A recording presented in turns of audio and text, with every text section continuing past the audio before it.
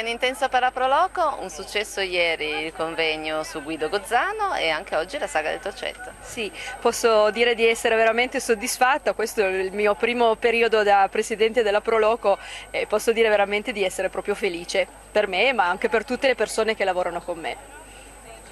Allora, ieri è stata una bella giornata molto interessante, abbiamo cominciato l'anno ufficiale di Gozzano, direi nel migliore dei modi, abbiamo avuto 7 interventi, molto diversi tra di loro ma ugualmente importanti perché hanno messo in luce i diversi aspetti di Guido Gozzano ed è proprio quello che noi volevamo. Per noi comunque l'anno gozzaniano continueremo per i prossimi mesi e ci auguriamo veramente di dare il giusto valore a questo poeta che per Agliè è stato molto importante. Poi oggi è una giornata ugualmente di successo. Come potete vedere ci sono tantissime persone, siamo molto contenti perché abbiamo finalmente rilanciato la sagra non solo a livello enogastronomico ma anche a livello culturale, tanto che ci sono anche delle mostre, delle presentazioni dei libri e un gruppo storico che ha fatto veramente il successo oggi, quindi posso dire di essere veramente felice.